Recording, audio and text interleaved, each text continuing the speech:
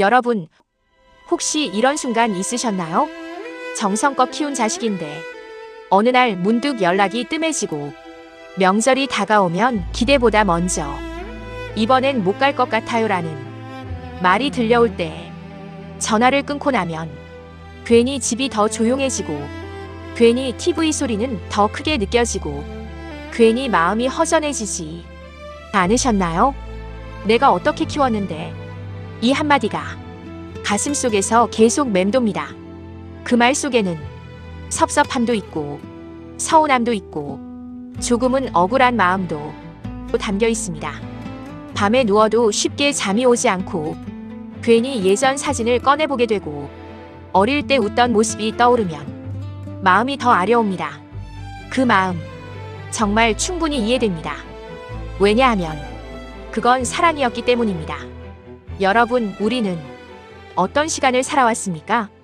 아이 하나 키우기 위해 내 시간을 내려놓고 내 꿈을 뒤로 미루고 내 몸이 힘들어도 참고 살아왔습니다. 아이가 아플 때 밤새 잠도 못 자고 지켜보던 날들, 아이가 시험을 망쳤다고 울 때 괜히 같이 마음이 무너졌던 순간들, 아이가 웃으면 세상 다 가진 것 같았던 그 시간들, 그 모든 순간을 우리는 당연하게 감당해 왔습니다. 누가 시켜서도 아니고 보상을 바라고 한 것도 아닙니다. 그저 내 자식이니까 그 한마디로 모든 걸 견뎌냈습니다. 그래서 더 서운한 겁니다. 그래서 더 아픈 겁니다. 그런데 여러분, 한 가지를 조금만 다르게 생각해 보겠습니다. 자식이 변한 걸까요? 아니면 관계가 변한 걸까요? 우리는 종종 예전 같지 않다라고 생각합니다. 하지만 사실은 예전과 지금의 상황이 다른 겁니다. 어릴 때는 부모가 세상의 전부였지만 지금은 자식에게도 지켜야 할 삶이 생겼습니다. 직장, 가정, 책임, 관계. 그 속에서 살아가느라 여유가 없어졌을 뿐입니다. 사랑이 없어져서가 아니라 표현할 시간이 줄어든 것뿐입니다. 여기서 가장 중요한 이야기를 드리고 싶습니다. 여러분, 자식은 나의 소유가 아닙니다. 이 말이 조금 서운하게 들릴 수도 있습니다. 하지만 이건 차가운 말이 아니라 오히려 따뜻한 진실입니다.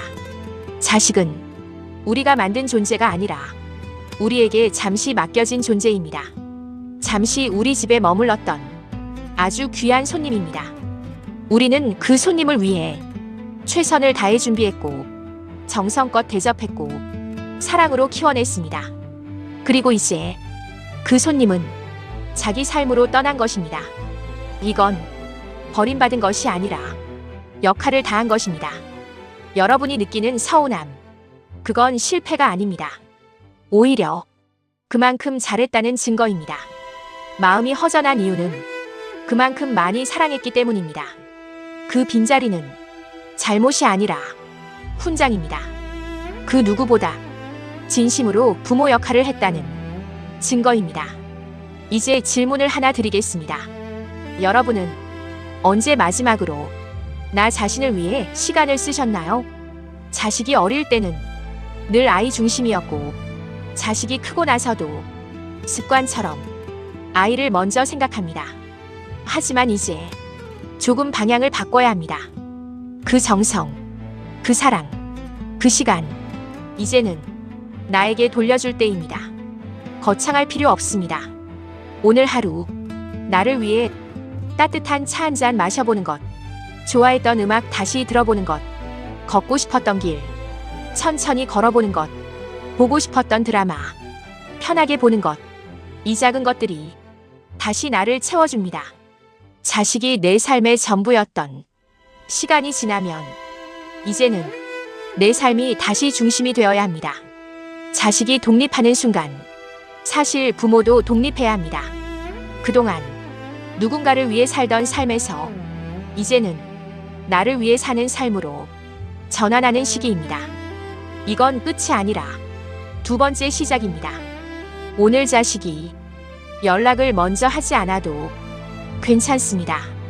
대신 나에게 먼저 다가가 보세요. 오늘도 고생했다. 이 정도면 충분히 잘 살아왔다.